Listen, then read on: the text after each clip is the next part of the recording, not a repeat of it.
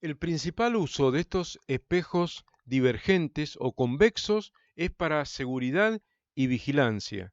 Por ejemplo, miren, acá hay un espejo ubicado en una tienda de ropa, ¿no? Un espejo suelen ser espejos grandes, pueden tener 80 centímetros de diámetro, o sea, son grandes y acá está colocado en un ángulo superior entre dos paredes, ¿cierto? Y el techo está justo ahí emplazado, se ven acá los marcos de las puertas y demás, está bien arriba y acá permite ver todo el panorama. La persona de seguridad le echan un vistazo al espejo y pueden ver si no hay una persona sospechosa ahí tratando de robarse alguna prenda y demás.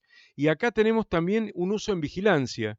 Acá hay este es un domo.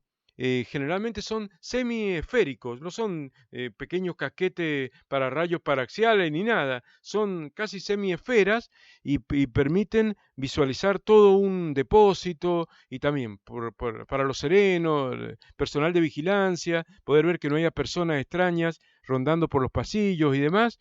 Y también, bueno, se vuelve a usar, acá por ejemplo tenemos un ejemplo de aplicación en una playa de estacionamiento, ¿no?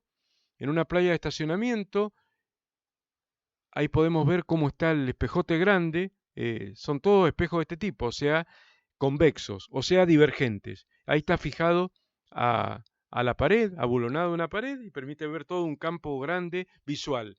Esa es la ventaja con respecto al espejo plano. El espejo esférico, si bien esférico convexo o divergente, si bien la imagen es más pequeña, que el objeto, se ven más cantidad de objetos, digamos, se ven más cosas y eso permite aumentar el campo visual, esa es la principal utilidad de este espejo. Acá se observa también, es muy usado en los espejos retrovisores de los vehículos. Por ejemplo, yo cuando manejaba moto, cuando me compré mi moto, tenía los espejos retrovisores, eran espejos planos, ¿no? Y entonces el espejo plano tiene un campo visual muy pequeño. O sea, se pueden ver pocas cosas, en tamaño real, pero pocas cosas. Entonces, generalmente vos tenés un vehículo bien atrás tuyo y no lo ves. ¿M? Entonces, es bastante problemático. Entonces, para eso es mejor, yo me acuerdo que les cambié los espejos planos y le compré dos espejos esféricos. Cuando lo fui a comprar en la tienda, mirándolo, yo pensaba, ¿esto es realmente esférico? Parecía plano. Digo, ¿no me estarán vendiendo una cosa? Parecía plano, lo que pasa es que es muy pequeña. A simple vista es pequeña la curvatura, la esfericidad, ¿no? Es un espejo divergente, como estamos diciendo, o sea, convexo, ¿no?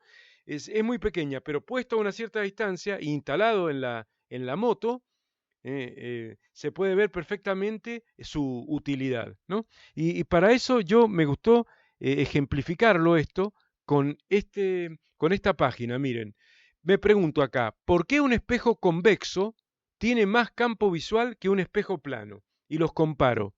Y me baso en ese ejemplo del automovilista o del motociclista, ¿no? Aunque también vienen para los automóviles, por supuesto, y camiones y colectivos y demás, vienen espejos de ese tipo, o sea, convexos, ¿no? Pero hablemos del motociclista. Por ejemplo, este es el observador. Supongamos que acá está la cabeza del motociclista, el casco del motociclista, y mira al espejo retrovisor que está a su izquierda. Nada más. Por supuesto, después puede haber otro espejo también a la derecha, pero acá está solamente marcado el espejo que estaría hacia la izquierda, mirado desde arriba. Estoy mirando la moto desde arriba, ¿cierto? Entonces, ¿qué puede ver el motociclista con ese espejito de la izquierda? Este campo visual que está marcado acá. ¿Por qué puede ver ese campo visual? Porque básicamente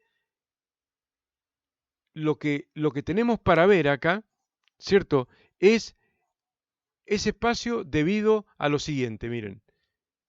Acá hay un primer rayo en azul, ¿no? Incidente en el primer borde del espejo. El espejo lo estamos viendo desde arriba, la superficie espejada es esta de acá, ¿cierto? Esta superficie de acá. Entonces, esta es la primer normal. Viene el primer rayo incidente, con un ángulo de incidencia igual al ángulo de reflexión. Se refleja y llega hasta el observador, a los ojos del observador. Después, el último rayo que se puede ver es este de acá, que incide en el otro borde del espejo y hay otra normal N2 paralela a la normal N1 y entonces incide con un ángulo de incidencia y se refleja en el espejo plano con un ángulo de reflexión idéntico. Y por lo tanto la persona puede ver todos esos dos rayos límite y todo lo que está acá adentro. Todo lo que está acá adentro es la zona del campo visual que el motociclista va a poder ver. Y si el auto está por acá, atrás, no lo ve. Entonces ahí está el principal problema de este campo visual reducido que tendría un espejo plano. Y además los espejos son chiquitos, son planos y son chiquitos, no pueden ser muy grandes de tamaño. Entonces lo mismo es poco lo que se puede ver.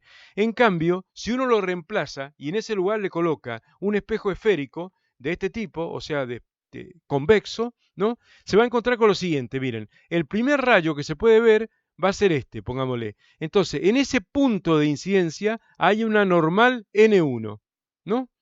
Y por lo tanto incide con un ángulo respecto a esa normal. Recordemos que acá, digamos, que podríamos ver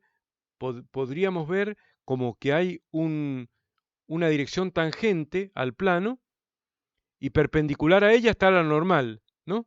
Y bueno, y en este otro punto hay otra, bueno, más o menos, lo estoy cierto, hay otra dirección tangente al plano y perpendicular a ella está la normal. Entonces se observa básicamente que el ángulo de incidencia es igual al ángulo de reflexión y este primer rayo llega hasta el observador, que está acá, ¿no? Y después todo esto es el campo visual. Fíjese cómo está aumentado respecto del espejo plano. El campo visual con un espejo esférico de tipo convexo, ¿no? Y el último rayo que se puede ver impacta acá, pero en ese punto la normal ahora tiene otra dirección, porque en el espejo plano, el espejo era plano y las dos normales eran paralelas. Pero ahora, al ser esférico el espejo, las dos normales no son paralelas. Esta es la normal 1 y esta es la normal 2. Entonces, que siempre es perpendicular al plano tangente o a la recta tangente al espejo en ese punto, y por lo tanto el ángulo de incidencia es igual al ángulo de la reflexión para el otro lado, y ahí nos da un campo visual muy aumentado. Cualquier cosa que esté en este espacio va a poder ser vista por el observador con un espejo de este tipo. Entonces lo lindo de estos espejos es que aumentan mucho el campo visual y uno va manejando muy tranquilo en una moto, pudiendo ver todos los para atrás con mucha amplitud, todo tipo de vehículos que se puedan acercar.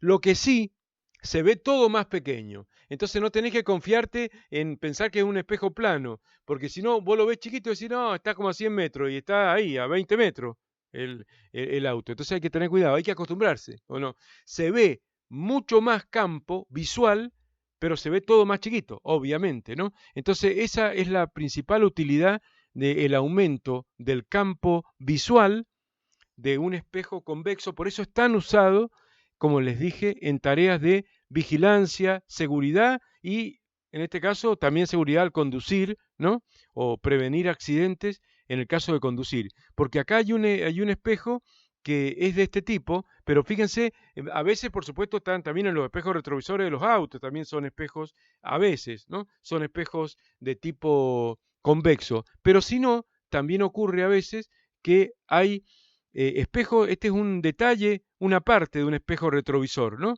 El espejo retrovisor del auto es más grande, ¿o no? Es más grande, pero este es un ángulo, en un angulito suelen tener algunos un espejito convexo, ahí, en un ángulo, y que incluso se puede variar, obviamente regular para que le resulte cómodo al observador, ¿no? Y bueno, tiene la ventaja de que te aumenta el campo visual y evita que las personas, automovilistas o motociclistas y demás transeúntes queden fuera de tu campo visual o queden en puntos ciegos. Porque a veces pasan los vehículos que hay puntos ciegos, por más que vos tenés dos espejos retrovisores afuera del automóvil, por ejemplo, uno adentro en el parabrisas, y lo mismo hay puntos ciegos, o sea, puntos donde pronto no lo podés captar por ninguno de los espejos. Y para disminuir ese problema se utilizan ese tipo de espejos. Bueno, esto para que sepan los alumnos la principal utilidad que tiene este espejo, que de última es más útil todavía que el otro espejo, que el espejo cóncavo, que en aplicaciones directas solamente vimos el caso del espejo del odontólogo o dentista, porque mucho más allá no tiene tanta aplicación. En cambio, este espejo sí, tiene mucha más aplicación y utilidad. Bien, con esto estamos terminando lo que es reflexión.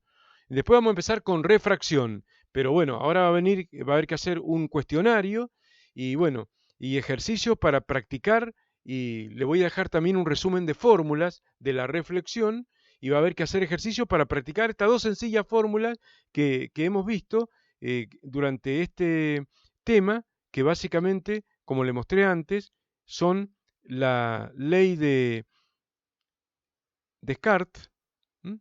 Y la del aumento lateral. Son dos fórmulas nada más. 1 sobre x más 1 sobre x' igual a 1 sobre f, la fórmula de Descartes, ¿eh? Y la del aumento lateral, que se define como y' sobre i, pero que tiene una fórmula práctica de cálculo que es igual a menos x' sobre x. Sabiendo esas tres formulitas y sabiendo que si real, distancias positivas, si virtual, distancia negativa, sale todo. Salen todos los problemas de espejos.